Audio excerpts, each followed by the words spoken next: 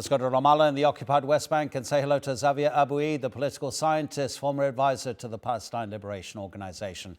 Thank you so much for joining us. It's late on Sunday night. Really appreciate your time, Xavier. How much of an imbalanced truce is this? Hamas returns 3 more bodies. Everybody knows the difficulties it's had in trying to locate them because of the destruction across Gaza. And then you've got the Israeli Prime Minister saying there are still Hamas pockets in the areas under our control in Gaza, and we are systematically eliminating them. In other words, there's one side deciding everything. Thank you, Adnan, for having me here. It's always an honor to be with you. I think with what you're presenting, it's very clear. It doesn't need much analysis. We may just want to add that Benjamin Netanyahu was never very comfortable with the idea of having a ceasefire. He wanted to continue with his genocidal war on Gaza. And I think if you follow Israeli media, Adnan, it's very clear. I mean, what they are saying in Hebrew is that they understand that there were pockets of Hamas fighters that they were not communicating with the rest of Hamas, and therefore they didn't know about the ceasefire. And that's one of the ways that you have to explain why some, allegedly, some Hamas fighters may have opened fire on Israeli forces. But what we have here clearly is a determination of Prime Minister Netanyahu to continue a situation of conflict, perhaps not as much as he would want to, but definitely not to leave Gaza in peace.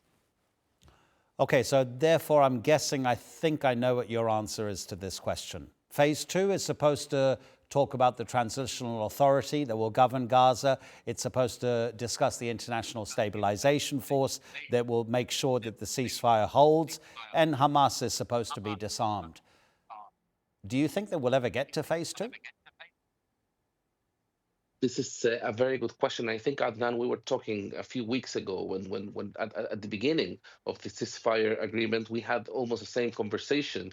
And I think what I ended up saying was, I don't think we are going to get to stage 2. Now, we have to understand also there is an international will to get to stage 2. So today, Netanyahu is not as comfortable as he would have been in a different situation.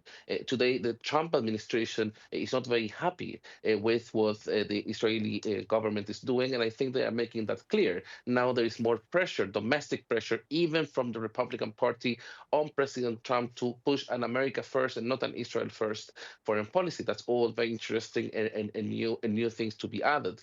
But at the same time, we have to understand that there is also regional pressure to keep moving into this second stage. And I think there are many talks now regionally, particularly with regards to who are going to be the Palestinians that will be involved in the reconstruction of Gaza. And I think there is also some talk in New York at the Security Council level in order to give a clear mandate to this stabilization force. So there are moves, there are diplomatic moves, but I think it's still, I would say, early to define whether we're going to get to that second stage or not. And exactly the point that you're saying about the future of Gaza, but there can be no future until the people are taken care of right now. And so many of them, Xavier, are saying that things have almost not changed. There are still some attacks. Okay, we are not facing 24 hours every single day, bombs and bullets, but we still haven't been able to go back to our homes. We still don't have enough to eat. There is still not enough medical facilities. I mean, as we know, Palestinian prisoners being returned to Gaza are being identified by what remains of their faces and their features because there's no more forensic equipment in Gaza. They can't do the analysis to find out exactly which body has been returned. In other words, without aid coming in, the Palestinians of Gaza are going to be as desperate as ever.